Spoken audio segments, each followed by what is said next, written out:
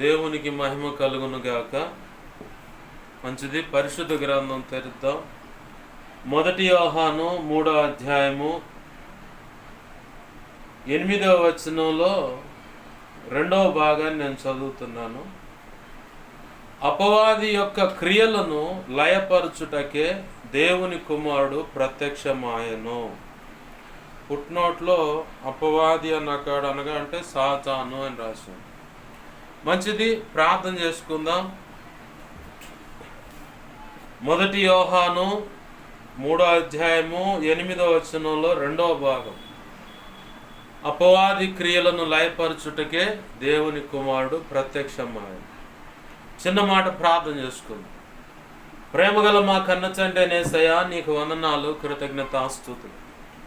జీవము కలిగిన మా తండ్రి, నీకు మహిమ, ఘనత, ప్రభావాలు ఆరోపిస్తున్నాం. అయ్యా, ఇదిగో తండ్రి, ఈ వాక్యము ఇచ్చినందుకు కృతజ్ఞతాస్తుతులు.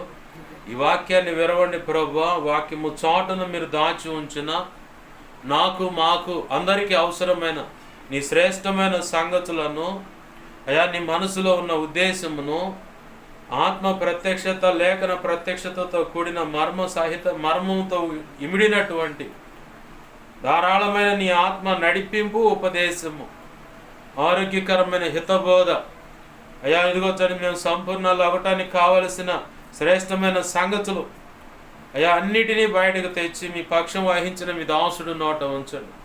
మీ దాసుడు మీ సిలువు చాటును మరుగుపరిచి, మీ దాసుడు ముఖాంతంలోంచి మీరు కనబడుతూ, మీ దాసుడు నోటిని మీ నోటి బోరగా మార్చి నీ బలమైన వాక్శక్తినిచ్చి, అయ్యా ప్రభువా, నీవే నాతో, మాతో, అందరితో సూటిగా, తేటగా, స్పష్టంగా మీరు మాట్లాడండి. మా అందరికీ వినగలిగిన చెవును, గ్రహించగల మనస్సును, లోబడు హృదయాన్ని, వాక్యానుగుణంగా జీవించే కృపను, హృదయ సున్నతిని, దిద్దుబాటు మనస్సును, నేర్చుకునే శుభగుణ లక్షణమును, నిత్యత్వము చేరు పర్యాంత నిత్యం నీ పాసను శిష్యరికము చేస్తూ శిష్యులైన సేవకు గణముగా తీర్చిదిద్దబడి భూదిగంతల వరకు నీ సేవ చేస్తూ సంపూర్ణ సిద్ధి పొంది నిత్యత్వంలో ప్రతి ఒక్కరిని రక్షించి దేవా శిష్యులైన సేవకులుగా తీర్చిదిద్ది సంపూర్ణులుగా చేసి క్రీస్తు న్యాయపీఠ మీద నిలబెట్టే భాగ్యము కలుగునట్లుగా ఆనాడు వారికి, మాకును, అయా నువ్వు నిర్ణయించిన బళా మంచిదాసుల మంచిదాసురాలనే మెప్పు, ఘనత, మహిమ, బహుమతులు అందుకొని నిత్యత్వంలో ప్రవేశించి వధువులను నిర్ణయించిన ఉన్నత స్థానంలో నిలిచి యుగ యుగాలు నీతో కలిసి నిత్య రాజ్య పరిపాలన చేసి నిన్ను మహింపరుచుకునే ధన్యత కలుగునట్లుగా మా ప్రభువా, మా వంచులో నీ కృపచేత నిలకడగా నిలబడి సిలువ నీడలో విశ్రమిస్తూ నీ హితబోధన అందుకుంటూ, అయ్యా ఇదిగో మా వంచులో మేము నిలిచి మా ఎదుటిన్న పరుగు పందెంలో గురి అయిన నీ వైపు చూస్తూ ఓపికతో సాగిపోతూ ఈ లోకానికి నీ వెలిగించిన దీపాలుగానే ఈ లోకానికి, లోకస్తులకు వెలుతురు దేవా వెలుగిచ్చేవారిగా, మార్గం చూపించేవారిగా, ఉప్పుగాను, రుచిగాను, క్రీస్తు పరిమళ సువాసనగాను, క్రీస్తు పత్రికలుగాను ఉంటూ ఘనమైన నీ సేవ చేసి దేవా నీ కృప ధన్యతలు పొందుకొని నీ కృపలో వర్ధిల్లే భాగ్యం దయచేయమని, అలాగన మాకు ఉపదేశించి మమ్మల్ని బలపరచమని బతిమలాడుతూ, అయా అడ్డగిస్తున్న నీ ధారాళమైన ఆత్మ నడిపింపును, ఉపదేశాన్ని అడ్డగించాలని ప్రయత్నం చేస్తున్నా అది దుష్టుడు, వాడి దోతలు, చీకటి, అంధకార శక్తులు అవి ఏవైనా సరే యేసునామం నీ మహాపునరుద్ధాన శక్తి ద్వారా వాటినోడు ప్రభావాన్ని బంధిస్తున్నాం, లయపరుస్తున్నాం. నా చుట్టూరు, మా చుట్టూరు నీ చిత్త ప్రకారం ప్రార్థనలు ఏకమిస్తున్న ప్రతి ఒక్కరి చుట్టూరు కూడా నీ సిలువ రక్తపు కంచెను, రక్షణ కంచెను, అగ్ని కంచెను చుట్టూ కంచెగవి నీ మహిమేగాని జ్ఞాపకం చేయడం సమస్తంపై ఆవరింపచ్చాయి. అయ్యా ఇదిగో తండ్రి, యెషయా 51:16 ప్రకారం నీ చేతి నీడ మనం దాచిపెట్టు. 34వ కీర్తన 7, 91వ కీర్తన 11, 12, 2 రాజులు 6వ అధ్యాయం 16, 17 వచ్చిన ప్రకారం నీ దేవదూతలు అగ్నివటి రథం చుట్టూ కావలి ఉంచు. అయ్యా ఇదిగో నీ కనుదృశ్య ముఖాన్ని తేజం అని వెలుగు సన్నిధి కాంతి మాపై ప్రకాశింపచ్చే. సర్వోన్నతుని శక్తి జ్ఞాపకం చేయడం సమస్తమును కమ్మును గాక. నీ మహిమ, తేజస్సు, ప్రభావం, దహి ప్రభావం జ్ఞాపకం చేయడం సమస్తం నుంచి నువ్వు కోరు నలుదికులు ప్రభులు వెళ్ళును గాక. దేవా నీవే తోడే ఉండండి. జకరియా గ్రంథం 2:5 వచ్చిన ప్రకారం నీవే అగ్ని ప్రాకారమే జ్ఞాపకం చేయబడి సమస్తం చుట్టూ మేము ఉన్న గృహం, కాలనీ, గ్రామం, పట్టణ, రాష్ట్రం, దేశం సమస్తం చుట్టూరు దేవ కావలి ఉంచండి. మాతో మీరుండి మాకు ఉపదేశించమని, బలపరచమని బతిమలాడుతుంది. నీ పక్షం వహించిన నేను బలహీన, ఎంత బలహీన నీకు బాగా తెలుసు. నీ మీదే ఆనుకుంటున్నా, నీ కృప మీద ఆధారపడ్డాను. అయ్యా ఇదిగో నాలో నువ్వు కోరుకున్న పరిశుద్ధతను ఆశిస్తూ నా సమస్త విధేయతల, అతిక్రమ దోషాలు, పాప దోషాలు, ఆజ్ఞాతిక్రమలు క్షమించు. సిలువ రక్తంతో నన్ను కడిగి పవిత్రపరచు, శుద్ధ జలంతో కడిగి పవిత్రపరచు, ఆనంద తైలాభిషేకం నాపై గొప్పగా ఉంచు, పరిశుద్ధాత్మజ్ఞానం పుట్టని శుద్ధ సువర్ణగా మార్చు. నీ పరలోక శుద్ధ సువర్ణశైలం నా నిత్యం ఇంకనూ గొప్పగా ఉంచు అయ్యా. హెస్కేల్ గ్రంథం 2:1-2 ప్రకారం నన్ను మమ్మల్ని నీ ఆత్మచేత నింపి చక్కగా నిలబెట్టి మాకు బోధించని మాతో మాట్లాడు యేసయ్యా. మత్తయి 10:1 7, 8, 9 అలాగే 20 ప్రకారం అపోస్తుల కార్యం 4:27-27-37 ప్రకారం యెషయా 50:16 ప్రకారం నీ కృప నాకు దయచి. ఇర్మియా 1:9-10-18-19 నీ కృప నాకు దయచి దేవా. మాతో మాట్లాడండి. నీ వాక్యాన్ని బట్టి నీ కృతజ్ఞతాస్తుతులు చెల్లిస్తూ సమస్తంలో చోటు నడిపించు. నువ్వు మాత్రం బతిమలాడు దేవ, నువ్వు మాత్రం మహిమ పొందమని బతిమలాడుచు. మా ప్రియుడు మా రక్షకుడైన యేసయ్య ఉన్నతనంత శక్తిగల నామం అడిగి పెట్టుకొని ప్రార్థించి సమస్తం పొందుకొని నీ నామాన్ని గొప్ప చేసుకుంటున్నాం మా తండ్రి. Amen, amen, amen. మంచిది. సమ్ముకుడిన మీ అందరికీ ప్రభు అయిన యేసుక్రీస్తు వారి పేరిట నా హృదయపూర్వకమైన వందనాలు. అందరికీ వందనాలు. చదువుకున్న లేఖన భాగాన్ని మరొకసారి జ్ఞాపకం చేస్తా ఉన్నాను. 1 యోహాను 3:8 రెండవ భాగం, అపవాది క్రియలను లయపరచుటకే దేవుని కుమారుడు ప్రత్యక్షమాయను అంటున్నాడు. దేవునికే మహిమ కలుగును గాక. హల్లెలూయా. అపవాది క్రియలు ఎలా ఉంటాయి ఏంటి? సామాన్యంగానే చెప్పొచ్చు, అందరికీ కూడా కొంతలో కొంత అర్థమై ఉంటుంది. ఎందుకంటే వాడు వేసే ఎత్తుగడలంతా మోసకరమైన అన్నమాట. దేవుని దయా సంకల్పం చొప్పున ఈ భూమి మీద మానవుణ్ణి యేసయ్య మానవుణ్ణి తన చేతులతో చేసుకున్నాడు. ఆమెన్, హల్లెలూయా. చేతులతో చేసుకున్న ఆ మానవుణ్ణి సైతాన్ గాడు వచ్చి ఏదైనా తోటలో ఇది నిజమా అన్నాడు. అంతే. ఏమన్నాడు? ఆదికాండం 3 ఈ మాటలు ఉంటాయి. ఇది నిజమా అన్నాడు. ఎవరితో? ఆదాముతో అనలా. ఎందుకంటే ఆదాముకి అన్ని సంగతులు తెలుసు. వీడు కుయుక్తులు ఎత్తుగడలు కూడా తెలుసు. కొంతమంది అనుకోవచ్చు, మరి అన్ని తెలిసిన వాడు భార్య తీసుకొచ్చి ఇవ్వగానే ఎలా తినగలిగాడు అని చెప్పని. నేను కూడా అదే ప్రశ్నేస్తా, ఎలా తినగలిగాడు? ఎందుకంటే అవ్వమ్మ కంటే ముందు ఆ ఏదేని తోటలో మంచి చెడులను గుణము లక్షణాలను ఇచ్చేటువంటి ఆ చెట్టు ఆ ఫలము ఎలా ఉంటుందో కూడా ఆదాముకే బాగా తెలుసు. ఎలా తిన్నాడని నేను కూడా అడుగుతున్నా. తిక్కగా ఉన్నట్టు ఉంటుంది కదా ఇలా అడుగుతా పోతే. అయితే అపవాది ఆదాముకి అవ్వమ్మ మీద ప్రేమ ఎక్కువ ఉండేలాగా అపవాది పురికొల్పిన సందర్భాలు ఇక్కడ కనపడుతున్నాయి. అపవాదే పురికొల్పాడని గ్యారెంటీ ఏందని కూడా ప్రశ్న పుట్టవచ్చు. ఇదే ప్రశ్న నేను కూడా వేస్తున్నా, గ్యారెంటీ ఏంటని. గ్యారెంటీ ఏందని చెప్పానంటే, అవ్వమ్మ రానంతసేపు ఆదాము పైన అంతా దేవుడు చెప్పే మాటలు వినటం, దేవుని సన్నిధిలో గడపటం, ఆ పిదప దేవుడు చెప్పిన పని అంటే వ్యవసాయము, సేద్యము చెయ్యి అన్నాడు. అంటే వ్యవసాయం చేయమన్నాడు. ఆ వ్యవసాయం చేయటం, ఇక అదే లోకంలో బ్రతుకుతా ఉన్నాడు. కానీ ఒంటరిని అన్నటువంటి ఆ ఫీలింగు బయటికి కనపడనీయకుండా చాలా చాకచక్యంగా మెయింటైన్ చేసిన సృష్టికర్త అయిన దేవుడికి మరుగైనది ఏది లేదు. ఆమెన్, హల్లెలూయా. ఎందుకంటే ఇర్మియా గ్రంథంలో ఒక మాట ఉంది. ఇర్మియా గ్రంథంలో 17వ అధ్యాయం పట్టుకుంటుంది.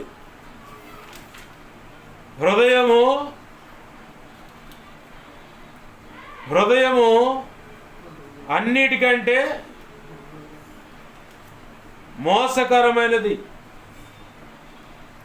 హృదయము అన్నిటికంటే మోసకరమైందంట. దాన్ని గ్రహించగలవాడెవడు?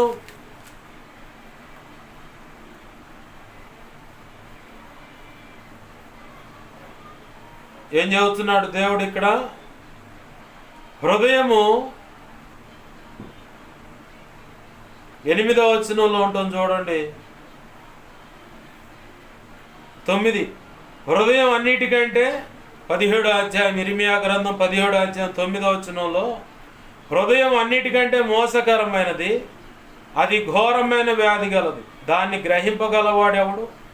ఒకని ప్రవర్తన బట్టి వాని క్రియల ఫలము చొప్పున ప్రతీకారము చేటుకు యెహోవా అను నేను హృదయమును పరిశోధించువాడను, అంతరేంద్రియములను పరీక్షించువాడను. ఆమేన్, హల్లెలూయా.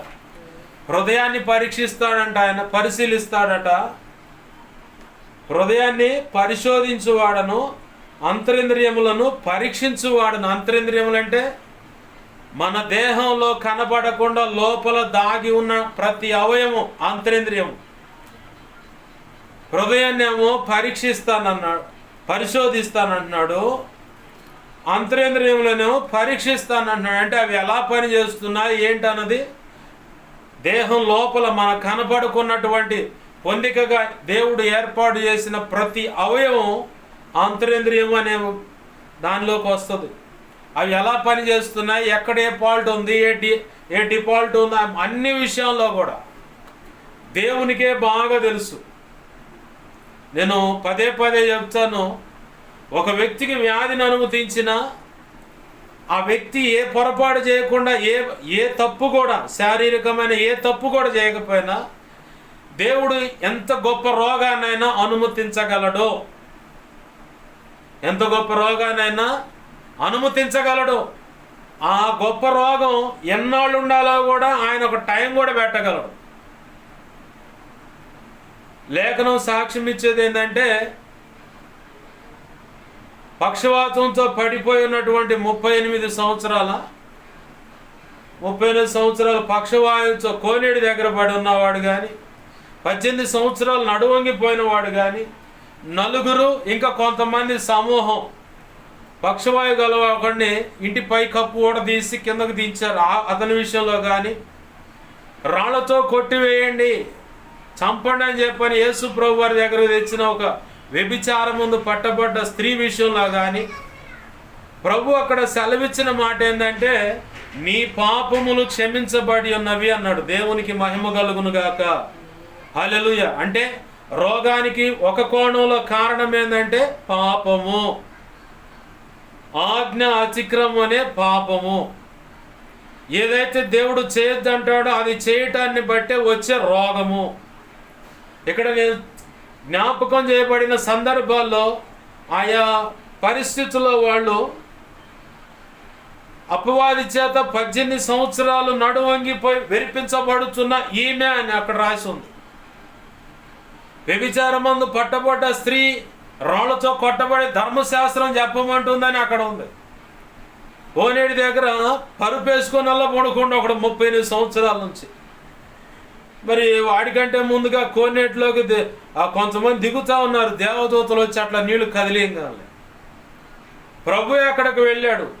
కొంతమంది ఆలోచన చేసి ఒక నలుగురిని సహాయం తీసుకొని ఒక ఇంట్లో యేసు ప్రభు వారు ఉంటే అక్కడికి పై కప్పంతా ఊడదీసి నలుగురు 4 పక్కల తాడు పట్టుకొని చిన్నగా ఆ పక్షవాతంతో బాధపడుతున్నవాడిని ఆయన మధ్యలోకి దించారు. వీళ్ళతో ప్రభు చెప్పిన మాట ఏంటంటే, మీ పాపములు క్షమించబడి ఉన్నవి అన్నాడు. అంటే పాపం వల్ల కూడా రోగం అనేది వస్తుంది. ఇంకొకటి, దేవుడి మాట వినకుండా ఆయన ఒకవైపు నడవమంటే ఇంకో వైపు నడిచినప్పుడు కూడా రోగాన్ని అనుమతిస్తాడు. ఇంకో కోణం ఏంటంటే, ఆయన నామాన్ని ఘనపరుచుకోవటానికి, ఆయన నామానికి ఘనత వచ్చేలాగా కూడా కొంతమందికి రోగాన్ని అనుమతిస్తాడు. మరి కొంతమంది మాట వినకుండా ఎలా పడితే అలా బ్రతుకుతూ దేవుని నామానికి అవమానం తెస్తా, దేవుణ్ణే గాయపరిచే రీతిగా బ్రతుకుతున్నట్లయితే అట్లాంటి వాళ్ళకి మాట వినని కోడెకు ముందు మెడ మీద కాడిమాను పడుద్ది.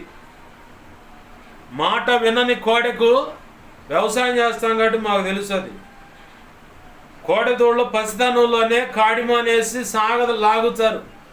ముందు ఒక చిన్న టైర్ కట్టి ఈడుస్తారు, దాన్ని తోలుతూ ఉంటారు. డైలీ పొద్దున్న 1 గంట, 5 కిలోమీటర్లు సుమారు, మళ్ళీ సాయంత్రం 5 కిలోమీటర్లు సుమారు అలా సాగలాగుతారు. అంటే అలవాటు చేయటం. కొంచెం యుక్త వయసుకు వచ్చిన తర్వాత అది మాట వినదని మన ముక్కుకి బాగా గమనించాలి. మన ముక్కుకి మధ్యలో ఇక్కడ ఒక దూలం లాగా ఉంటుంది అనమాట. ఈ ముక్కు మధ్యలో ఇక్కడ ఉన్న దానికి ఈ దగ్గర నుంచి ఆ దగ్గరికి దబ్బడంతో, అంటే సూది, తర్వాత పెద్ద సూది, ఆ తర్వాత బియ్యం బస్తాలు ఈ కొడచానికి వాడేది దబ్బడం అంటారు. దాంతో ఈ దగ్గర నుంచి ఆ దగ్గరికి పొడుస్తారు, తాడు పొడిసి తీసుకొచ్చి ఇట్ట తీసుకొచ్చి ఇక వెనకమాల కొమ్ముల పై భాగంలో ముడేస్తారు. ఇక ఆ ముక్కు తాడుకి ఒక తాడు కట్టాడంటే రైతు, ఆ తాడు ఎటు లాగితే అటు తిరగాల. ఎడమవైపు ఒకటి కుడివైపు ఒకటి 2 తాళ్ళు ఇలా కట్టి ఉంటాయి. ఆ 2 తాళ్ళను అది ఎడమవైపు మళ్ళాలంటే ఎడమవైపు తాళ్ళు లాగుతాడు. ఆ నొప్పికి అది ఏం చేస్తుంది అంటే ఇటు తిరుగుద్ది. కుడివైపు తిరగాలంటే కుడివైపు తాళ్ళు లాగుతాడు, ఇట్లా ఆ నొప్పికి ఇటు తిరుగుద్ది అనమాట. కొంతమందికి మాట వినకపోతే కొన్ని కంపెనీ రోగాలను దేవుడే అనుమతించి ఇలానే ముక్కుతాడులాగా అనుమతించి ఆ రోగాన్ని బట్టి ఆయన అనుకున్నటువంటి పనిలోకి, ఆయన అనుకున్నటువంటి మార్గంలోకి, ఆయన అనుకున్నటువంటి పరిపక్వతలో కూడా తెచ్చుకుంటాడు. ఆమేన్, హల్లెలూయా. అది మనం గమనించాలి. ముక్కు తాడు పడకముందే లోపడితే ఏ రోగము, ఏ ఇబ్బందులు, ఎటువంటి సమస్యలు అనేవి ఉండవు. పాపానికి వచ్చేటువంటి జీతాలు ఇవన్నీ. దేవుడు మొదటిగా అంతరేంద్రియాలు, హృదయాన్ని పరిశీలిస్తాడట, అంతరేంద్రియాలను పరీక్షిస్తాడట. మన హృదయంలో ఏముందో కూడా దేవునికి బాగా తెలుసు. మన హృదయంలో ఏముందో దేవునికి బాగా తెలుసు.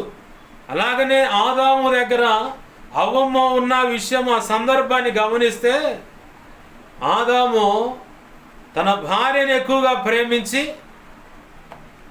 ఆమె తీసుకొచ్చి ఇచ్చిన కాయలు వెనక ముంద చూసుకోకుండా, ఆలోచన అనేది లేకుండా బరాబర నా భార్య కదా ఇచ్చిందని చెప్పని ఒక 2 కాయలు అనుకుందాం సుమారు ఆలోచన కోసం టకా తిన్నాడు. ఇక అంతే. ఒకరినొకరు చూసుకుంటే దిగంబరులుగా కనపడుతున్నారు. అపవాది వేసిన ఎచ్చుగడ ఇది నిజమా అన్నాడు కూడా. అంతే. అక్కడ ఆమె గడ్డ అవి చూడటానికి రమ్యంగాను మంచి జ్ఞానం ఇచ్చే పండ్లుగాను కనపడుతున్నాయి అట. ఆమెకి చకా 4 కాయలు తింది, 4 కాయలు తెచ్చి భర్తకు కూడా పెట్టింది. ఇద్దరు ఒకళ్ళనొకళ్ళు చూసుకుంటే వాళ్ళ కన్నులు తెరవబడ్డాయి. అప్పటిదాకా మహిమ ప్రపంచం, మహిమ దేహం, మహిమతో నింపబడిన కనులు, నిరభ్యంతరముగా దేవునితో ముఖాముఖిగా ఆయన యేసు ప్రభువుని ముఖాముఖిగా చూసేటువంటి అనుభవం, ఇంత గొప్ప ఆధిక్యతను కాస్త అపవాది వేసిన ఎత్తుగడలు. ఆ ఎత్తుగడలో వీళ్ళు చక్కగా చిక్కిపోయారు. ఆ పిదప మనందరికి మాత్రం నెత్తి మీద జన్మత అనే పాపాన్ని తెచ్చిపెట్టారు. ఈ జన్మత అనే పాపా నుంచి విడిపించబడటానికి ఆదాము అవ్వలకు ప్రారంభంలోనే ఇద్దరి కోసం 2 పశువులను వధించి చర్మపు చొక్కాలు చేయించి, ఏది వారికి రక్షణ కోసం, చలికైతే చలి తగలకుండా, ఎండకైతే చలువ కలగటానికి, వర్షానికైతే తడవకుండాని 3 కాలాలకు ఉపయోగపడేది ఆ చర్మపు చొక్కాలు. దేవుని యొక్క భవిష్యత్ ప్రణాళిక చూడండి. మనం అనుకుంటాము అయినా చర్మపు చొక్కాలు ఏందండి మరి చండాలంగా, ఏదో మంచి వస్త్రాలు ఇవ్వచ్చుగా దేవుడు అనుకోవచ్చు. దేవుని యొక్క ప్రణాళిక కనుక గ్రహించినట్లయితే, గుర్తించినట్లయితే, నువ్వు నేను దేవుడు ఇచ్చిన దానికే యాక్సెప్ట్ చేసి, దేవుడా నువ్వు ఇచ్చింది నాకు మేలైనది, అందును బట్టి నీకు స్తోత్రాలు అని చెప్పని దేవుణ్ణి మహిమపరుస్తాము. ఆమెన్, హల్లెలూయా, హల్లెలూయా.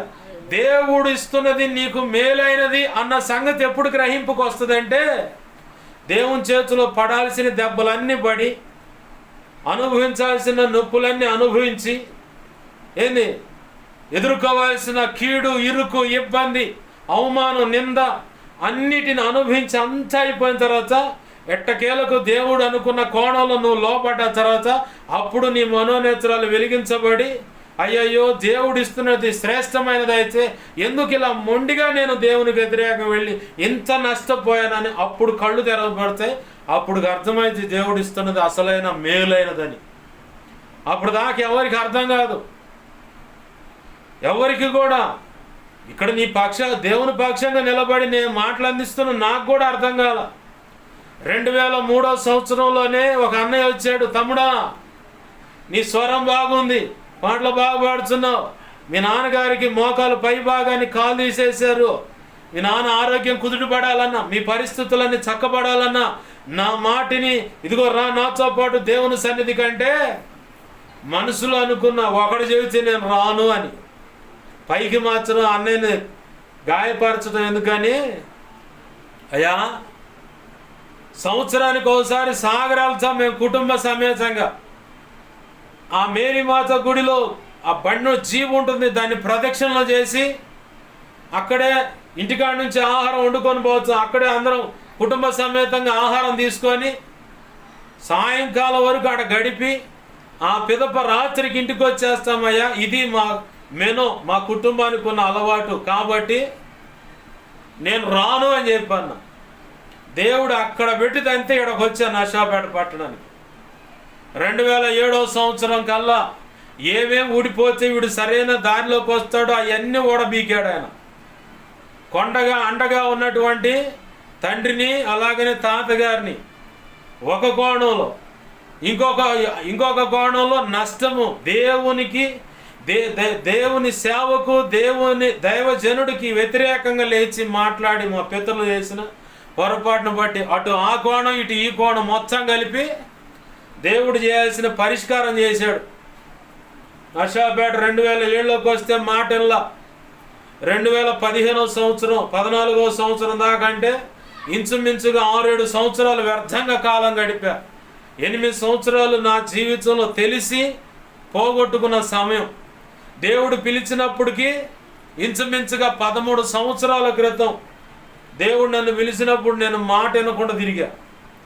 చివరికి 2015 జనవరి 28వ తారీఖున బాప్తీసు అనుభవంలోకి వచ్చిన తర్వాత అర్థమైంది. అప్పటికైనా లోపడ్డానా? ఇంచుమించుగా 4-5 సంవత్సరాల దాకా ఆయన మాటకు అసలు లోపడలా. భక్తి సాధన చేస్తూనే ఉన్నా. నేను అనుకున్నది నెరవేర్చబడాలనుకుంటూ పెనుగులాడుతున్నా. ప్రభు ఏమో తాను అనుకున్నది జరిగించాలని, నేను అనుకున్నదేమో సైతానుగాడు ప్రేరేపిస్తున్న రీతికి వెళ్ళిపోతున్న పరిస్థితులు. దేవుడు అనుకున్న దానికే నేనే అడ్డుపండగా మారిపోతుంటే నలగ కొట్టాల్సిన కాడికి నలగొడుచు ఏమేమి ఎడం చేస్తే వీడు నాకు దగ్గర అవుతాడో వాటన్నిటినీ ఎడం చేసి అవి నాకు దగ్గర ఉండటం వల్ల చాలా నష్టపోతానని ప్రభువుకు తెలుసు. ఆమేన్, హల్లెలూయా, హల్లెలూయా. ఆ నష్టాన్ని నాకు నా జీవితంలోకి నష్టమైనట్టుగా చూపించి ఆయన పాదాలు గట్టిగా పట్టుకునేలా చేశాడు. ఆమేన్, హల్లెలూయా. ఆ పిదప ఆయన అనుకున్న పోలికలోకి తక్కువ అంటే తక్కువ కాలంలో వచ్చేసానన్నమాట. అప్పుడు శ్రేష్టమైన అభిషేకమును, కృపావరాలు, తలాంతులు, ప్రత్యక్షతలు అన్నీ ప్రభు నాకు ఇవ్వగలిగాడు. అందును బట్టి దేవునికి మహిమ కలుగును గాక. ఎలా సాధ్యపడింది? నాకు నేను అనుకుంటుంది సైతానుగాడు ప్రేరేపిస్తూ దేవుని దయా సంకల్పానికి రాకుండా అటగించేది. ప్రభు అనుకున్న దానికేమో నన్ను మల్లమంటే నాకు చాలా కష్టంగా ఉండేది. ఎప్పో చూస్తా ఏంటిది, ఆయన క్రమశిక్షణకు నేను లోబడేది ఏందని. సామెతలు 3:1-8 వచనాల్లో ఆయన సమస్త అధికారమునకు, నీ ప్రవర్తన అంతటి మీద ఆయన సమస్త అధికారమునకు ఒప్పుకో. నేను ఒప్పుకునేది ఏంది? ఆయన అధికారం ఏంది? నాకంటూ ఒక స్వతంత్రం ఉండదా? నాకు నచ్చినట్టుగా నేను అడుగులేయడానికి లేదా అవకాశం? ఏంటిదంతా అని చెప్పని అనుకుంటా భక్తి సాధన చేసేవాడు, లోబడేవాడిని కాదు. ప్రభు అటుకొట్టి చివరికి ఇలాగ తీసుకొచ్చి నిలబెట్టాడు ఆయన అనుకున్న పోలికలోకి. ఆమేన్, హల్లెలూయా. అపవాది దేవుని యొక్క దయా సంకల్పంలో ఉన్న వ్యక్తులను చాకచక్యంగా లాక్కొని పోతూ ఉంటాడు. లోకమేమో స్వేచ్ఛగా కనపడుతుంది. దాని ఇష్టం వచ్చినట్టు అనుభవించడాన్ని చూసి ఇక చివరికి నేను కూడా అలాగ బ్రతకాలి, ఫ్రీడమ్ నాకు కావాలి. దేవుని యొక్క సర్వాధికార భావత్వాన్ని నేను తృణీకరిస్తున్నా, నాకు అవసరం లేదని చెప్పని యవన ప్రాయంలో చాలామంది, వాళ్ళలో నేను కూడా ఒకడిని, చాలామంది ఈరోజు దేవుని యొక్క సార్వభౌమాధికారానికి ఒప్పుకోక, లోబడకుండా స్వేచ్ఛగా నేను బ్రతకాలి, నాకంటూ ఇండివిజువల్ కావాలా, నాకంటే ఒక స్వేచ్ఛ స్వాతంత్ర్యం కావాలి. నా భావాలకు, నా ఆలోచనలకు, నా ఆశలకు ఒక ప్రత్యేకమైన స్వాతంత్ర్యం ఉండాలి. యేసు ప్రభు వారిలోకి వస్తే, రక్షణ అనుభవంలోకి వస్తే, సేవ అనే అనుభవంలోకి వస్తే ఏమి ఉండవు. ఎక్కడికక్కడ అదే కామరలేనోడికి కనుక పత్యాలు పెట్టినట్టు ఎక్కడికక్కడ ప్రతిదీ చంపుకొని బ్రతకాల. ప్రతి కోరికను చంపుకొని బ్రతకాలి, ప్రతి ఆశను చంపుకొని బ్రతకాలి, ఒక క్రమంలో బ్రతకాలి, క్రమశిక్షణలో బ్రతకాలి. ఇవన్నీ మనకు సెట్ అయ్యే కావు అని చెప్పని చాలామంది అపవాది చేత ఇలా వెరిపించబడుతూ దేవుడు నిర్ణయించినటువంటి శ్రేష్టమైన ఆశీర్వాదాన్ని కాలదన్నుకుంటున్నారు. నేను చెప్పనా, యేసయ్యకు నువ్వు ఎంత లోబడితే అంత తొందరగా నువ్వు ఆశీర్వాదాన్ని చూడగలుగుతావు. ఆమేన్. హల్లెలూయా, హల్లెలూయా.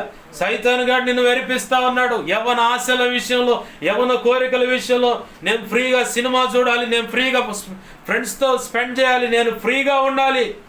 మా అమ్మా నాయన రక్షణ పొంది ఉండొచ్చు, మా అమ్మా నాయన సంఘంలో పెద్దలుగా ఉండొచ్చు, మా అమ్మా నాయన పరిచారకులకు ఉండొచ్చు, మా అమ్మా నాయన భక్తి సాధన చేస్తూ విశ్వాస జాబితాలో ఉండొచ్చు. కానీ వాళ్ళకు మట్టికి అది నాకేంటి పత్యం, నేనెందుకు చేయాలి ఆ రకంగా?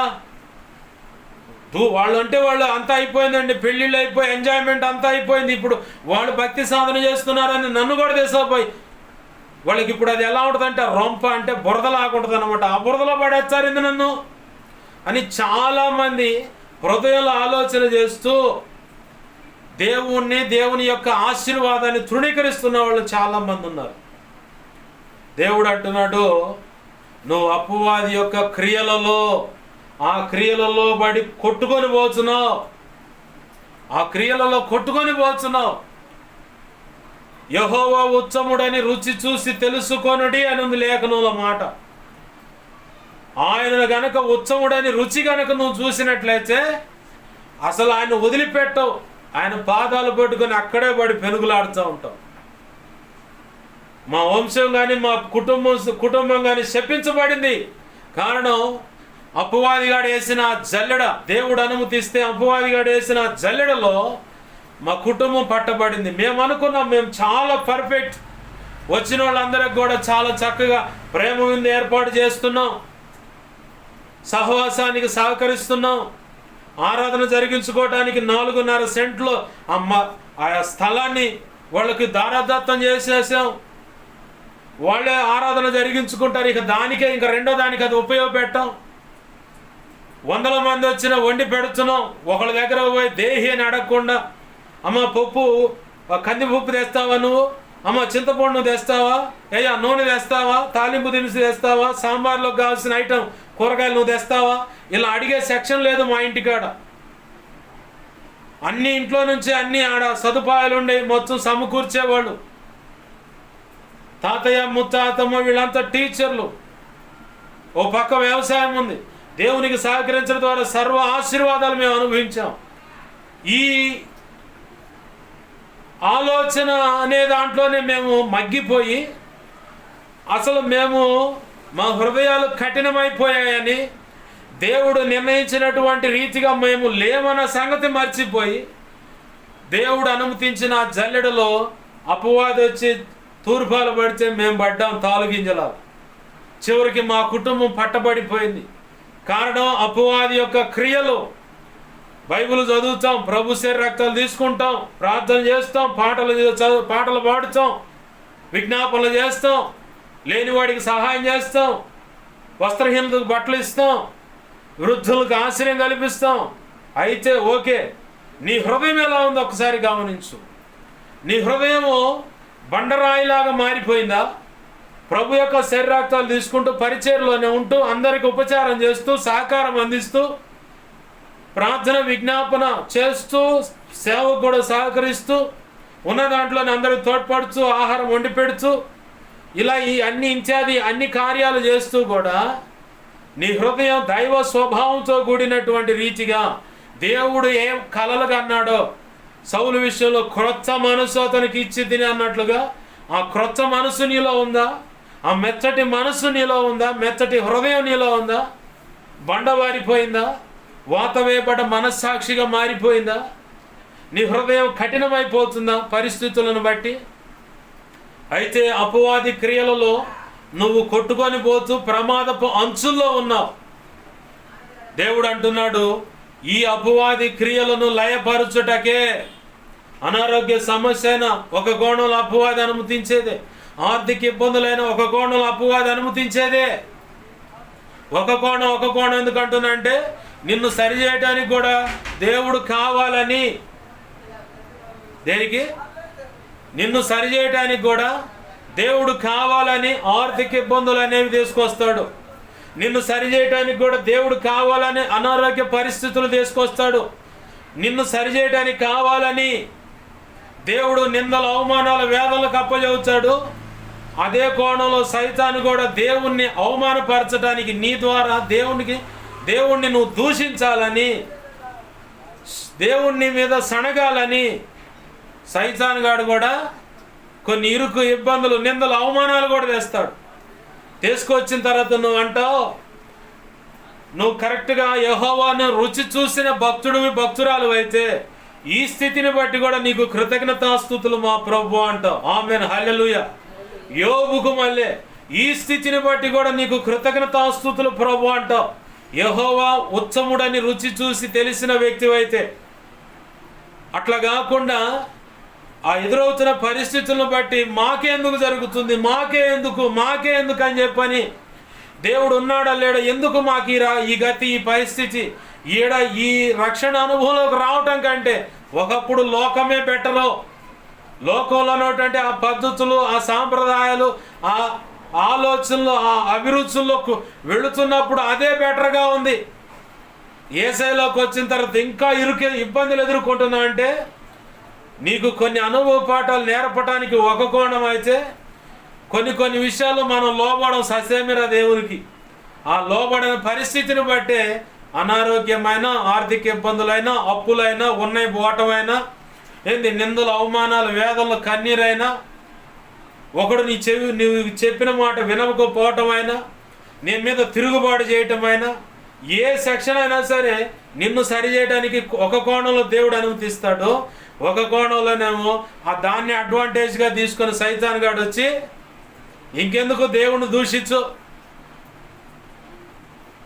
ఏదైనా ఐగుప్తు దేశం నుంచి కనాను యాత్రలు ఇశ్రాయేలు ప్రజలు కనుక సణిగినట్లుగా సణుగు నీకెందుకో, ఏ దేవుడు మాయదారి దేవుడు అని ఆలోచనలు పట్టిస్తూ ఉంటాడు. చివరికి ఆ ఆలోచన పరంపర నువ్వు వెళ్ళిపోయి ఇక దేవుని మీద సనగటం మొదలు పెడతావు. ఉన్నావా నువ్వు? అసలు ఉంటే మాకెందుకు ఈ పరిస్థితులని ఒక్కసారి జ్ఞాపకం చేసుకో. నీ జీవితంలో దేవుడు ప్రార్థించినప్పుడు ఎన్ని అద్భుత కార్యాలు చేశాడు, ఎన్ని ఆశ్చర్యమైన సంగతులు చేశాడు. వాటన్నింటినీ తలపోస్తే ఇప్పుడున్న ఇరుకు ఇబ్బంది చాలా చిన్నదే.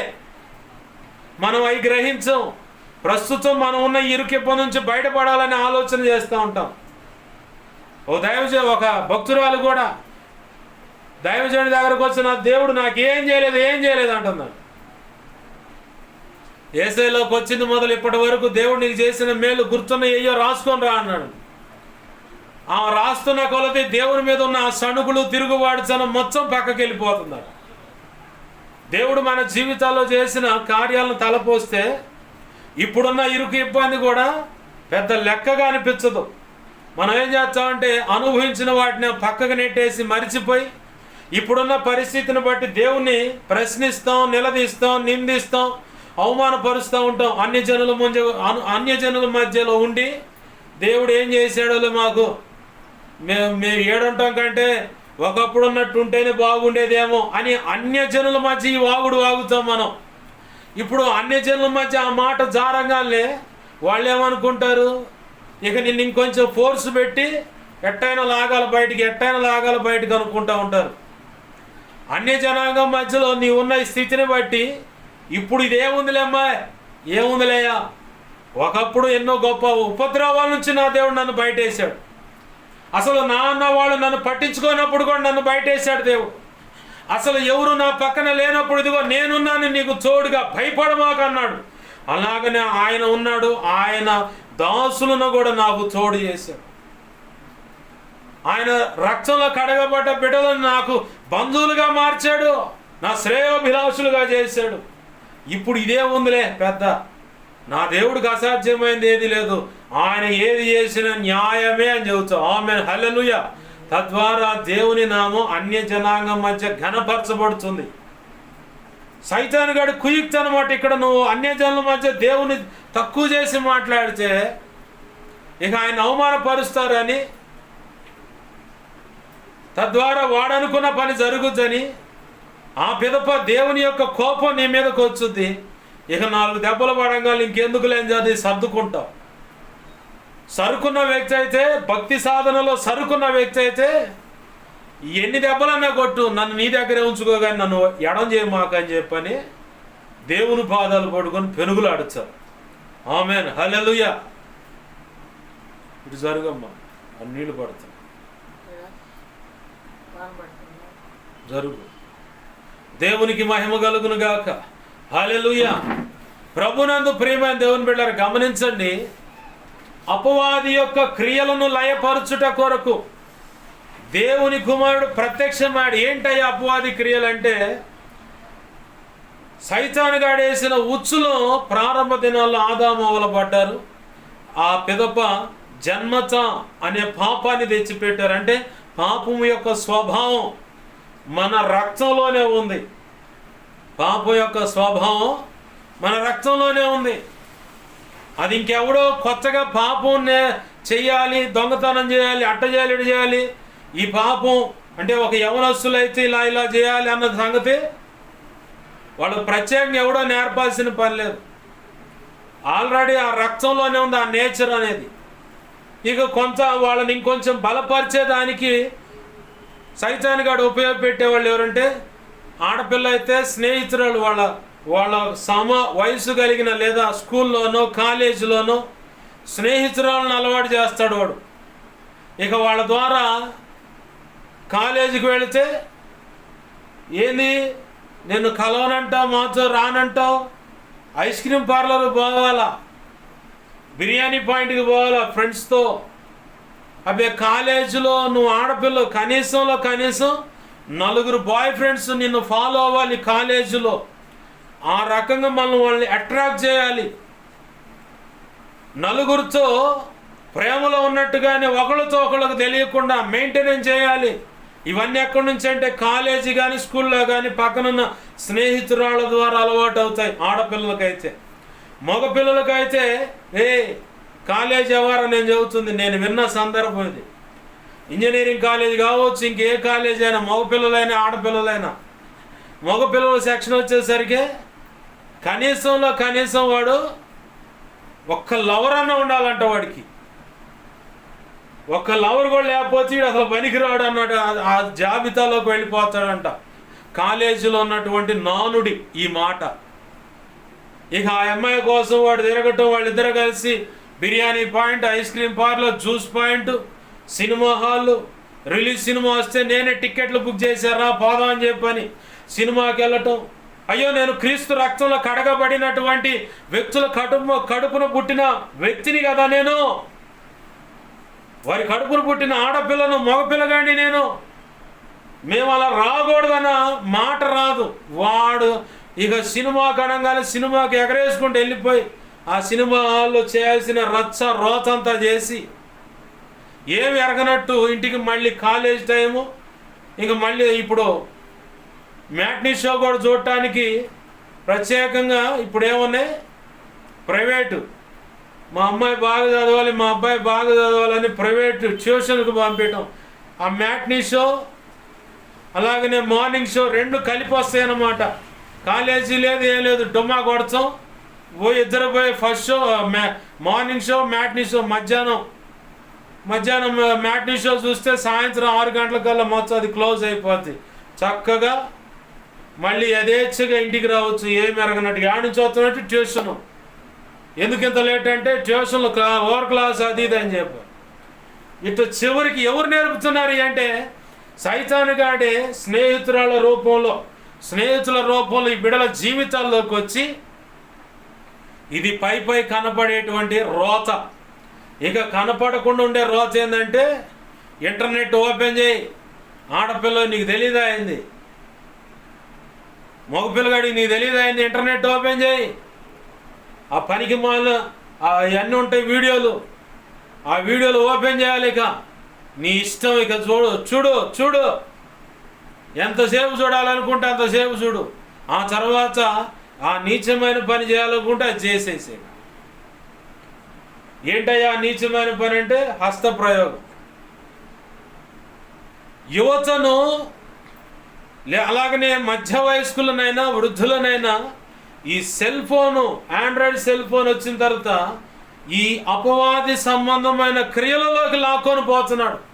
చాలామంది ఆ క్రియల చేత తలంపులు, ఊహలు, ఆలోచనలు, హృదయ మనసును వాటన్నిటిని నింపుకొని కళ్ళను చెడుపుకొని ఒక మగ పిల్లగాడికి వెళ్ళి చూసినా, ఒక ఆడపిల్లకి వెళ్ళి చూసినా అయ్యే తలంపులు, అయ్యే ఆలోచనలు. ఇక అదే లోకం. ప్రార్థన ఉండదు, వాక్యం ఉండదు, విజ్ఞాపన చేద్దాన్న మనసు ఉండదు, దేవునితో ఏకాంతం గడుపుదాన్న మనసు ఉండదు, మందిరానికి పోదాన్న మనసు ఉండదు. పై క్రియలు మాత్రం ఉంటాయి. కానీ మనస్ఫూర్తిగా దేవుని సన్నిధిలో కూర్చొని నా కుటుంబం కోసం, మా అమ్మ నాన్న కోసం, మేము వెళుతున్న సంఘం కోసం, సేవకుడి కోసం ప్రార్థన చేద్దాం మనసు ఉండదు. విజ్ఞాపన అనేది ఉండదు. కుటుంబ ప్రార్థనలు ఏదో ఒక మర మనుషులు కూర్చున్నట్టు కూర్చుంటారు, అంతవరకే. ఇవన్నీ అపవాది సంబంధమైన క్రియలు. దీని ద్వారా వాళ్ళ జీవితాలు నాశనానికి వెళ్ళిపోతే, రక్షణ పొందినటువంటి ఆ తల్లి తండ్రికి తలవంపులు వేస్తే, ఆ కుటుంబం కాస్త రోడ్డున పడితే వాడు చాటుగా నిలబడి పక్క నవ్వుతాడనమాట. అలాగ చాలామంది లాక్కొని పోతున్నాడు వాడు. ఇలాంటి అపవాది క్రియలను లయపరచడానికే మనుష్య కుమారుడు ఈ భూమి మీదకి వచ్చాడు, ప్రత్యక్షమయ్యాడు. చాలామంది ఆ నీలి చిత్రాలకు ఎడిట్ అయిపోయిన వాళ్ళని, చాలామంది దేవుని వాక్యం సరిచేసింది, దేవుని ప్రార్థన, పరిశుద్ధాత్మ సహవాసంలో ఆ బంధకాల నుంచి విడిపించబడ్డారు. ప్రత్యేకమైన సేవ పాత్రలుగా కూడా సిద్ధపరచబడి ఘనమైన సేవ చేస్తూ ఉన్నారు ఈరోజు. ప్రభునందు ప్రియమైన దేవుని బిడ్డలారా గమనించండి, అపవాది యొక్క లయ ఆ క్రియలో భార్య అంటే భర్తకు పడదు, భర్త అంటే భార్యకు పడదు. వాళ్ళిద్దరి మీద ఒకళ్ళ మీద ఒకళ్ళు అనుమానాలు. భార్య ఉంటే చక్కగానే ఉంటుంది, ఈడు పోయి ఇంకోసారి కాపురం పెడతాడు. భర్త చక్కగానే ఉంటుంది, ఏం పోయి ఇంకోటి దగ్గర కాపురం పెడుతుంది. తద్వారా కుటుంబంలో సమస్యలు, తల్లిదండ్రులు ప్రేమను అందుకోక బిడ్డలు ఒక మూలను కూర్చొని ఏడవటం, మా నాన్న మా అమ్మ ఎందుకు ఇలా ఉంటున్నారు, ఎందుకు ఇలా అరుచుకుంటున్నారు అని చెప్పని నువ్వు ఈరోజు నీ బిడ్డల ముందు గై గుయ్యి అని చెప్పని ఎగురుచావు. అదే రీతిగా రేపొద్దున నీ కూతురు కూడా నీ అల్లుడి దగ్గర అదే వ్యవహారం ప్రదర్శించుద్ది, నీ కొడుకు కూడా నీ కోడల దగ్గర అదే వ్యవహారం ప్రదర్శిస్తారు. తద్వారా వాళ్ళ మధ్యలో దేవుడు అనుగ్రహించిన బిడ్డలు అవి చూస్తారు. అట్లా గొలుసు బంధంలాగా తరతరాల దీవెన అన్నట్లుగా ఈ గయ్యాళితనం, ఈ తిరుగుబాటు చేసి భార్యను హింసించేట స్వభావం నీ కొడుకులోనూ, మనవ సంతానంలోనూ, మనవరాళ్ళల్లో కూడా చూడాల్సి వస్తుంది. ఇవి అపవాది సంబంధమైన క్రియలు. కుటుంబాన్ని దేవుడు అన్నాడు, మీరు ఫలించండి, అభివృద్ధి పొంది విస్తరించి భూమిని లోపరుచుకోండి, భూమి అంచ నింపండి, నిన్నండి, మీరు అంచ విస్తరించండి, భూమి అంచని లోపరుచుకోండి, దాన్ని ఏలండి అన్నాడు. కుటుంబానికి ఇచ్చిన ఆశీర్వాదం అది. ఇప్పుడు ఏ కుటుంబంలో ఈ ఆశీర్వాదం నెరవేర్చబడుతుంది? కుటుంబ పరంగా దేవుని సన్నిధికి వెళ్ళాలా? ఏమయ్యో రా మందిరానికి పోవే, ముందు నేను తర్వాత వస్తా అంటాడు. అది కాదమ్మా మందిరం, ఇగో చెప్పిన మాటను నీదేదో నువ్వు చేసుకుంటూ నువ్వు చావు, మమ్మల్ని కూడా తగలాట్లా దరిద్రంలోకి ఎందుకు తెచ్చిపెడతావు అని చెప్పని భార్యలు లేకపోలేదు. కొంతమందికి అయితే అసలు యేసు ప్రభు వారిని నమ్ముకున్నందుకు భార్య కనీసం శరీర ధర్మం లేదు కదా, అన్నం కూడా వండి పెట్టకపోతే ఇప్పుడు అనుకూలంగా ఉన్నాయి అన్నా క్యాంటీన్లు. పొద్దున్నే పోయి టిఫిన్ చేస్తారు, మధ్యాహ్నం భోజనం, సాయంత్రం భోజనం. అలాంటి వ్యక్తి ఉన్నాడు నా దగ్గర. యేసయ్యను నమ్ముకున్నావు కాబట్టి కాపురం లేదు, కడుపు కంచ అన్నం వండి పెట్టడం కూడా లేదు. ఇక ఏముందయ్యా ఈయనకు దిక్కంటే అన్నా క్యాంటీను. పొద్దున్నే పోతుడు టిఫిను, మధ్యాహ్నం పోతుడు భోజనం, 2 ప్లేట్లు తీసుకుంటాడు, 5 రూపాయలు, 5 10 రూపాయలు అక్కడే భోజనం. మళ్ళీ రాత్రికి కూడా అంతే. చివరికి సల్లో పడుకోవటం, లేదంటే వాళ్ళలో పడుకోవటం. ఇది పరిస్థితి. అపవాది సంబంధించిన క్రియలు ఇవి. కొంతమంది యవన పురుషులు, యవన పిల్లలు, ఆడపిల్లలు, యవనస్తులు శరీరాశలకు లోబడి, శరీరాశల కోరికలకు లోబడి విచ్చలవిడిగా తల్లిదండ్రులు మాట వినకుండా ప్రేమ అంటూ వెళ్ళిపోతున్న వాళ్ళు ఉన్నారు. కొంతమంది తాగుడికి, సిగరెట్, ఖైని పాన్ పరాకు వ్యసనాలుగా మారిపోయి ఫ్రెండ్స్తో అర్ధరాత్రి వరకు తాగుడు, బీర్ సీసాలు తాగటం, మందు తాగటం, వాళ్ళతో ఊరేగటం, ఆ బైక్ మీద మిడియాలంగా తోలటం, తేడా పడితే ఎముకలు డాక్టరు, లేదంటే critical care, ICU, medical ICU, యాడో ఆ బెడ్ మీద పడి ఉంటాడు, అన్ని పైపులు అన్ని వైర్లు తగిలిచ్చి. అరే వద్దురా బాబు అని చెప్పంటే వినడు. అమ్మ వద్దమ్మా, ఆ పరిస్థితుల్లోకి నువ్వు అలా వెళ్ళమాకమ్మా, నువ్వు ఆడపిల్లవి, నీ జీవితం ఏ కాస్తంత మచ్చబడితే నువ్వు తేడా పడతావు తల్లి. కుటుంబంతో రోడ్డు మీద పడితే నా మాట ఏదైనా తల్లి మొచ్చుకున్నా, తండ్రి మొచ్చుకున్నా, ఆహా నేను తెలియగలదా, నీకేం తెలుసు, నేను అన్ని విషయాల్లో కరెక్ట్గానే, మరి అన్ని విషయాల్లో కరెక్ట్గా ఉన్నదని శరీరాన్ని ఎలా అప్పచెప్పావు?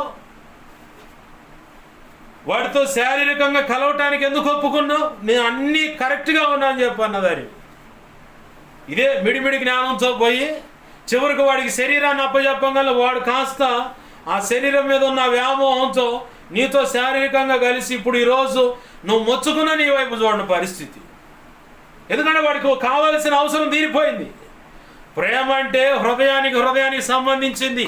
జీవితకాలము కలిసి ఒకరొకరు ప్రేమను పంచుకొని బ్రతుకు గడపవలసిన సందర్భానికి సంబంధించిన పరిపూర్ణమైన ఆధారం అది. ప్రేమ కలిగి ఉండండి, ప్రేమ కలిగి బ్రతకండి అనేది భార్యాభర్తల మధ్య ఉండవలసిన ప్రేమ. అగాపే ప్రేమే ఉండాలి. భార్యాభర్తల మధ్య కూడా అగాపే ప్రేమ అంటే యేసు ప్రభువుగా చూపించేటువంటి శాశ్వతమైన ప్రేమ ఉండాలి భార్యాభర్తల మధ్యన. అరే నువ్వు ప్రేమించేవాడివైతే, నువ్వు ప్రేమించేదానివైతే శరీరంతో ఏం పని? శరీరం మీద కోరిక ఉండకూడదు. ప్రేమ అనే దానికి మనసు ఆప్యాయత, అనురాగాలు, ప్రేమతో కూడిన మాటలు, ఈ సెక్షనే ప్రేమ.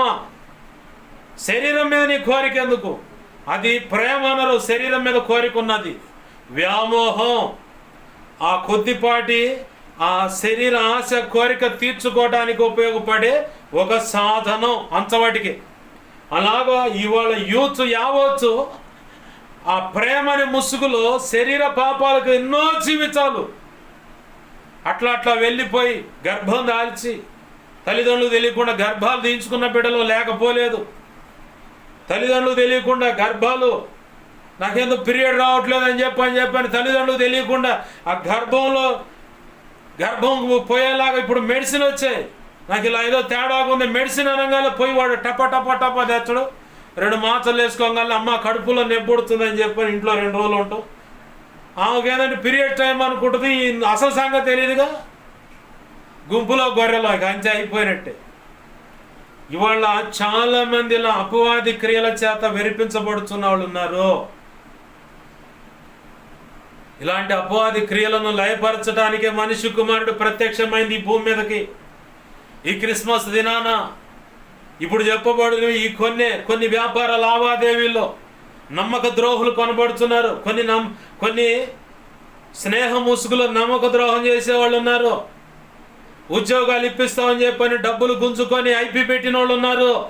అపవాది క్రియలు ఇవన్నీ. కనీసం ఉద్యోగానికి వెళుతున్నప్పుడు అయ్యా ప్రభువా ఈ ఉద్యోగం నీ చిత్తమేనా అయితే నాకు సక్సెస్ చేయి, ఎవరికి ఎక్కడ మోసపోకుండా నాకు సహాయం చేయని ప్రార్థన చేసి అడుగు వేసే దాఖలే లేదు.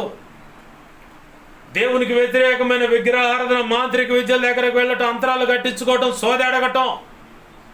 మరి కొంతమంది అయితే ప్రభు వల్ల చేవేస్తూ కూడా సినిమాలనికి వెళ్తూ ఉన్నారు. ఖైనీలు, గుట్కాలు, పాన్ పరాగ్, తాగుడు, వ్యభిచారం, అక్రమ సంబంధాలు, ఇవన్నీ అపవాది సంబంధించిన క్రియలే. వీటన్నిటి నుంచి విడిపించబడటానికే నీవు విడిపించబడటానికే మనిషి కుమారుడు నీ కొరకు, నా కొరకు, మనందరి కొరకు 2024 సంవత్సరాల క్రితము ఈ భూమి మీదకి కన్య గర్భవాసాన ఈ భూమి మీదకి వచ్చాడు. ఆమెన్, హల్లెలూయా, హల్లెలూయా. నిజమైన క్రిస్మస్ పండగ ఏంటంటే ఈ సమస్త చీకటి అంధకార శక్తుల బంధకాల నుంచి విడిపించబడటానికే యేసు ప్రభు వారి భూమి మీదకి వచ్చాడు. ఆయన గనక నువ్వు విశ్వసించి నిజముగా నా లోక రక్షకుడు, నా రక్షకుడు, నా జన్మత కర్మత పాపాల విమోచకుడు అని చెప్పని ఆయన నీ హృదయంలో చేర్చుకున్నట్లయితే, నీ కుటుంబంలో చేర్చుకున్నట్లయితే, నమ్మి రక్షణ బాప్తిస్ అనుభవంలోకి, తండ్రి కుమార పరిశుద్ధాత్మ నామంలో నీట ముంచు బాప్తిస్ అనుభవంలోకి వచ్చాను నీ సొంత రక్షకుడుగా నీ హృదయంలోకి, నీ కుటుంబంలోకి, నీ జీవితంలోకి, మీ దాంపత్య జీవితంలో, మీ బిడ్డల జీవితాల్లో కనుక ఆయన ఆహ్వానించినట్లయితే నిజమైన క్రిస్మస్ సంతోష ఆనంద ఆశీర్వాదాలను సమృద్ధిగా అనుభవించగలవు. ఆమేన్, హల్లెలూయా. రక్షణ బాప్తిజం పొందావా? ఏమైనా లోపాలు పొరపాట్లుంటే సరి చేసుకో. అదే నిజమైన క్రిస్మస్. దేవుడు కోరుకునేది అదే. దిద్దుబాటు చేసుకునే వాళ్ళంటే ఇష్టం ఆయనకి. తిరుగుబాటు చేసే వాళ్ళ మీద అంతకంత కోపడతాడు. ఆయనకు నచ్చినటువంటి పనులు చేసే వాళ్ళ మీద ఉగ్రుడై దూకుతాడు. ఇక ఆయన ప్రచండ కోపంతో వస్తాడన్నమాట. 2వ కీర్తనలో మాట ఉంటుంది, ఆయన ప్రచండ కోపం చేత వారిని అల్లాడింపజేసానని చెప్పని. ఎవరు వీళ్ళు? ఆయన మాట వినకుండా తిరుగుబాటు చేసేవాళ్ళు. మరి ఆయన మాట విని బ్రతికే వాళ్ళ విషయంలో శ్రేష్టమైన ఆశీర్వాదం ఇవ్వడానికి ఆయన ఎప్పుడూ ముందుగానే ఉన్నాడు. ఆమేన్, హల్లెలూయా. అపవాది క్రియలు నీ జీవితంలో ఉన్నాయా? నీ కుటుంబంలో ఉన్నాయా? ఏంది నీ పరిచయంలో ఉన్నాయా? మీ దాంపత్య జీవితంలో ఉన్నాయా? తల్లి పిల్లల మధ్య, తండ్రి పిల్లల మధ్య ఉన్నాయా? లేదంటే సంఘంలో సేవకుల మధ్య ఉన్నాయా? ఎక్కడున్నా నువ్వు గనక మోకరించి దేవుని పాదాలు పట్టుకోగలిగితే నిజముగా ఆయన ప్రత్యక్షతను నువ్వు కనులారా చూడగలవు. ఆమేన్, హల్లెలూయా. అవును, కనులారా చూడగలవు. లూకాసు వార్త 2వ అధ్యాయం అటుకుంటూ చూడండి. అక్కడ సుమియోను ఎవరైనా?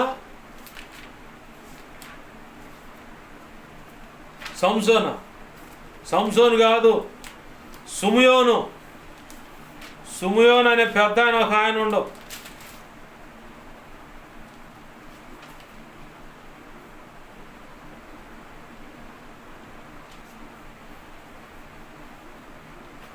లూకాసు వార్త 2వ అధ్యాయంలో యేసు ప్రభువు వారు బాలుడై ఇక ఆయనకి 8 రోజుల్లో సున్నతనే జయించాల. 8 రోజుల్లో సున్నతనే జయించాలి. ధర్మశాస్త్రం ప్రకారం దేవుడు నిర్ణయించినటువంటి కట్టడ అది. ఐగుప్తు దేశంలో తొలుచూలుగా పుట్టినటువంటి పిల్లల మొత్తాన్ని దేవుడు చంపేశాడు. ఆ తర్వాత మోషే ద్వారా నియమించబడిన విధి అంటే కట్టడ అది ఖచ్చితంగా నెరవేర్చాలి. 8 రోజులు మొట్టమొదటిగా పుట్టినటువంటి కుమారుడు ఎవరైతే ఉంటారో ఆ కుమారుడిని 8 రోజులకే సున్నత అనే క్రమం, సుంతి అనే క్రమం దాన్ని సున్నత అంటారు. సున్నత అనే క్రమాన్ని జరిగించాలి. దానికోసం యెరూషలేములో ఉన్నటువంటి దేవాలయానికి కన్యకైన మరియమ్మ గారును ఆమెకు ప్రదానం చేయబడినటువంటి భర్తగా ఉన్నటువంటి భర్త ఇక ఈ మరియమ్మ గారు యేసు ప్రభువు వారు శిశువుగా ఉండగా తీసుకొని వస్తూ ఉన్నారు. వచ్చినప్పుడు దేవుడు నిర్ణయించిన కట్టడ ప్రకారం అసలు ఏమీ లేని బేదలైన వాళ్ళు 2 గువ్వలను బలి అర్పణగా అర్పించి పరిశుద్ధపరచబడాలి. పాప నివారణ అనేది ఉంటుంది అక్కడ, దాన్ని తీసేసుకోవాలి. అది జరిగించి మందిరంలోకి వచ్చారు. ఇక అంతే. అక్కడ అంతటా 27వ వచనంలో చూడండి, 2వ అధ్యాయము లేదా 25వ వచనంలో, యెరూషలేమునందు సుమియోనను ఒక మనుషుడుండెను. అతడు నీతిమంతుడు భక్తిపరుడునై ఉండి ఇజ్రాయేలు యొక్క ఆదరణ కొరకు కనిపెట్టువాడు. ఆమేన్, హల్లెలూయా.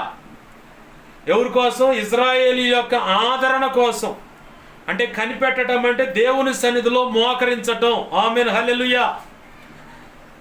ఆయన ప్రతిరోజు ఈ ఇజ్రాయేల్ ప్రజలందరికీ విమోచకుడు రాబోతా ఉన్నాడు. ఆయన త్వరితముగా రావాలి. అందుకు మార్గం అంతా సరళపరచబడాలి. అయ్యా నువ్వు సహాయం చేయి తండ్రి అయిన యెహోవా, సహాయం చేయని చెప్పని యెరూషలేము మందిరంలో మొరపెడుతున్నాడట. ఈయన కనిపెడుతూ ఉన్నాడు. కనిపెట్టడం అంటే ప్రార్థనలో నిలకడగా కూర్చొని దేవుని సన్నిధిలో మాట్లాడటం. ఈయన సుమియోను అనే ఒక ధర్మశాస్త్ర సంబంధించిన ఒక ఆయన ఉన్నాడు. ఆ తర్వాత 38వ వచనంలో చూడండి, 37 84 సంవత్సరములు విధవరాలై ఉండి. ఎవరి గురించి? 36వ వచనంలో చూస్తే, మరియు అషేరు గోత్రీకురాలును పనుయేలు కుమార్తె అన్నాను ఒక ప్రవక్తి. ఏమంట? ఈ సుమియోనుతో పాటు ఇంకా కొంతమంది ఉన్నారు. వాళ్ళలో కూడా ఈ అన్న అనే ప్రవక్తి కూడా ఉంది. ఇక్కడ చెబుతున్నాడు మాట 38వ వచనం, ఆమె కూడా ఆ గడియలో లోపలికి వచ్చి దేవుణ్ణి కొనియాడి యెరూషలేములో యెరూషలేములో విమోచన కొరకు కనిపెట్టుచున్న వారందరితో ఆయనను గూర్చి మాట్లాడుచుండెను. ఆమేన్, హల్లెలూయా. సిమియోను ఒక్కడే కాదు, అన్న అనే ప్రవక్తి ఒక్కతే కాదు, ఏమో విధవరాళ్ళు మందిరంలో కనిపెట్టుకొని ఉంది, ప్రార్థనలో మందిరం బాగు చేసుకుంటా కనిపెట్టుకొని ఉంది. ఈమె కాకుండా ఇంకా కొంతమంది ఉన్నారు. యెరూషలేముకు విమోచన కలగాలని, ఇజ్రాయేలు ప్రజలందరి మీద ఉన్నటువంటి ఆ ధర్మశాస్త్రం అనే ఆ నిబంధన కొట్టివేయబడి క్రీస్తు రక్తము ద్వారా విమోచన కలిగి తండ్రి అయిన దేవునితో అసలైన నిబంధన కలగాలని, అసలైన సమాధానం కలగాలని వీళ్ళు కనిపెడుతున్నారట. ఆమేన్, హల్లెలూయా. ఎందుకు? యేసు ప్రభు వారు ప్రత్యక్షం కావాలని, అంటే ఆయన రావాలని చెప్పని కనిపెడుతుంటే ఇక్కడ సిమియోను ఎదుటికి యేసు ప్రభు వారు తేపడంగా పరిశుద్ధాత్మ బలముగా ఆయన మీదకి రాగానే ఆయన అంటున్నాడు, నాదా నువ్వు సెలవిచ్చిన మాట చొప్పున నీ దాసుని సాగనంపుటకనే కదా వచ్చింది నువ్వు అని చెప్పని అక్కడ మాట్లాడుతూ ఉన్నాడు. ఈ మాటలు ఎందుకు పరిశుద్ధాత్మ దేవుడు మనకు గుర్తు చేస్తున్నాడంటే, నీ జీవితంలో కానీ, నీ కుటుంబంలో కానీ, నీ బిడ్డల విషయంలో కానీ, భర్త విషయంలో, భార్య విషయంలో, అత్త విషయంలో, మావయ్య విషయంలో, తండ్రి విషయంలో, తల్లి విషయంలో, అల్లుడి విషయంలో, మనవ సంతానం విషయంలో కావచ్చు, ఒక కొడుకుగా ఉంటే, కూతురుగా నువ్వు ఉంటే, నీ తల్లి తండ్రి విషయంలో కానీ ఏమైనా మార్పులు కలగాలి, ఏమైనా ఈ అపవాది క్రియలుంటే వాటి బంధకాల నుంచి విడిపించబడాలంటే నువ్వు ఖచ్చితంగా దేవుని సన్నిధిలో, అంటే అవకాశం ఉంటే దేవాలయానికి వెళ్ళు, లేదంటే నువ్వు ప్రత్యేకంగా ఇంట్లోనే ఒక పక్కన కూర్చొని మోకరించు. అదే పరిశుద్ధాలయము. ఆమేన్, హల్లెలూయా. అలాగైనా మార్చేస్తాడు, అలాగ మార్చేస్తాడు. అననీయ అనే వ్యక్తి ఉన్నాడు అపోస్తుల కార్యంలో. అననీయ అనే వ్యక్తి ఉన్నాడు, దేవుని సన్నిధిలో కనిపెడుతున్నాడు. అతనే కాకుండా 12 మంది అపోస్తులు, 11 మంది అపోస్తులు, అలాగనే ఇంకొక వ్యక్తి కూడా చేర్చబడ్డాడు. 12 మంది వాళ్లే కాకుండా ఇంచుమించుగా 120 పైచులకు క్రీస్తు రక్తంలో కడగబడి ఆయన మీద విశ్వాసం ఉంచి కనిపెడుతున్న వారు కొంతమంది ఉన్నారు. వీరందరూ కూడా చేస్తున్న పని ఏంటంటే దేవుని సన్నిధిలో కనిపెడుతున్నారు. కారణం అపవాది యొక్క క్రియలు ఆ ప్రాంతంలో ఏలుబడి చేస్తున్నాయి. ఏ రూపేణంటే సౌలు అనే ధర్మశాస్త్రాన్ని బట్టి చూస్తే ఏ నింద, ఎటువంటి లోపం లేనటువంటి శ్రేష్ఠ భక్త ఆయన, శ్రేష్టమైన భక్తుడు ఆయన. తను నమ్మిన ధర్మశాస్త్రమే కరెక్ట్, ఈ క్రీస్తు ఎవడో కాదు అని చెప్పని మొత్తాన్ని చిత్రహింసలు పట్టడం మొదలుపెట్టాడు. అపవాది రేపినటువంటి అల్లరది. అయితే ఈ సౌలు ఎప్పుడైతే బెన్యామీను గోత్రికుడు గమలీయేలు పాదాల దగ్గర శ్రేష్టమైన ధర్మశాస్త్ర సంబంధమైన విద్యను అభ్యసించిన వాడు, ధర్మశాస్త్రాన్ని బట్టి చూస్తే నేను ఎటువంటి లోపం లేనివాడు, నిందలేనటువంటి వాడిని, నేను నీతిమంతుడు అన్నాడు. కానీ క్రీస్తు ఎదుటికి వచ్చేసరికి పాపులలో ప్రధానుడని నేను అన్నాడు. ఆమేన్, హల్లెలూయా. ఆ వ్యక్తి నేను ప్రధానుడును అనక మునుపు సంఘాన్ని చిత్రహింసలు పెడితే సంఘం అంతా కనిపెడుతూ ఉంది, దేవుని ప్రత్యక్షత కోసం కనిపెడుతూ ఉంది. అయితే దేవుడు సన్నిధిలో అననీయ కనిపెడుతూ ఉన్నాడు, సకల మిగతా కడమ అపోస్తులు కనిపెడుతున్నారు, పరిశుద్ధులు కూడా కనిపెడుతున్నారు. కానీ దేవుని సమయం వచ్చింది దమస్కు మార్గంలోకి వెళుతున్న సౌలును దర్శించడానికి. ఆమేన్, హల్లెలూయా, హల్లెలూయా. కఠినమైన సమస్య అది, కానీ ప్రార్థించగా దేవుడు ప్రత్యక్షమై సౌలుకు పట్టిన కన్నులకు పట్టిన గర్వం, అహంకారం, అది నీతి, భక్తి మొత్తం పొరలుగా పట్టి కళ్ళు మూసుకుపోయేలా చేశాడు. సౌలా సౌలా అనగానే ప్రభువా నువ్వెవరు అంటే, నువ్వు ఎవరినైతే హింసిస్తున్నావో ఆ యేసును నేనే అన్నాడు. నేను నిన్నెప్పుడు హింసించానంటే, నా బిడ్డలను హింసించలా, నువ్వు నన్ను హింసించినట్టే అన్నాడు ఆయన. ఒకవేళ ఇలాంటి నీ దేవుని నామాన్ని బట్టి ఎవరైనా వేధించబడుతున్నా, నిందించబడుతున్నా, అవమానపరచబడుతున్నా దిగులు పడొద్దు, భయపడొద్దు, సిగ్గుపడొద్దు. మోకరించినట్లయితే ఖచ్చితంగా దేవుడు కదులుతాడు, గొప్ప కార్యం చేస్తాడు. ఆమేన్, హల్లెలూయా. ప్రాణాలు తీద్దాం, అది చేద్దాం, ఇది చేద్దాం అన్నవాడే పరిశుద్ధ గ్రంథాన్ని పట్టుకొని దేవుని మాటలు ప్రకటించేలా చేస్తాడు, నీటి బాప్తీసు అనుభవంలో తెచ్చి. ఆమేన్, హల్లెలూయా. నువ్వు విశ్వసించి మోకరించి ప్రార్థించు చాలంతే. సౌలును దర్శించిన తర్వాత తినని అనబడిన వీధిలో ఒక ఇంట్లో ఉన్న వాడిని విషయమై అననీయను కదిలించాడు దేవుడు వచ్చి. అననీయ అప్పుడు ఏం చేస్తున్నాడు? ప్రార్థన చేస్తున్నాడు, అంటే కనిపెడుతూ ఉన్నాడు. కనిపెట్టినటువంటి అననీయ దగ్గరికి దేవుడు వచ్చి మాట్లాడుతున్నాడు. తిన్నన తినబడిన వీధిలో పలానా చోట తార్చువాడైన సౌలు ఉన్నాడు. అయ్యా వాడు మొన్నటిదాకా క్రైస్తవులు భయంకరంగా హింసిస్తున్నాడు అంటే, అయినా నాకు తెలుసా సంగతులని, నా నామం భరించడానికి నేను ఎక్కడెక్కడ అతను వాడుకోవాలనుకున్నాను అన్ని సంగతులను అతను చెప్పాను. ఎట్లా చెప్పావు? అతను ఇప్పటికే 3 రోజుల నుంచి అన్నపానాదులు అంటే అన్నము నీళ్లు మానుకొని 3 రోజులు ఉపవాసం నా సన్నిధిలో కనిపెడుతున్నాడు. నువ్వు పోయి అతని మీద చేతులుంచు చాలు. నువ్వు పోయి అతని మీద చేతులుంచు చాలు, అతని కన్నులు తెరవబడతాయి. ఆ తర్వాత అననీయకి దేవుడు చెప్పినట్టుగా వెళ్ళి ప్రార్థనలో కనిపెడుతున్న సౌలును చూసి, సహోదరుడా సౌలు అనగానే, ఎవరు నువ్వు అంటే, అననీయ అంటున్నాడు. అమ్మండి దేవుడు చెప్పాడు, నేను ముందే చెప్పాను నేను పంపిస్తున్నాను. ఎలా సాధ్యమైంది? దేవుని సన్నిధిలో కనిపెడుతున్నప్పుడు దేవుడే ప్రత్యక్షమై ఏ సంగతులు నీకు కావాలో ఆ సంగతులు నీకు తెలుపుతాడు. ఎక్కడి నుంచి ఎలా కీడు తప్పించుకోవాలో చూపిస్తాడు. పరిష్కారం ఆయన ఈజీగా ఇస్తాడు నీకు. మనం అవన్నీ ఏం చెయ్యం.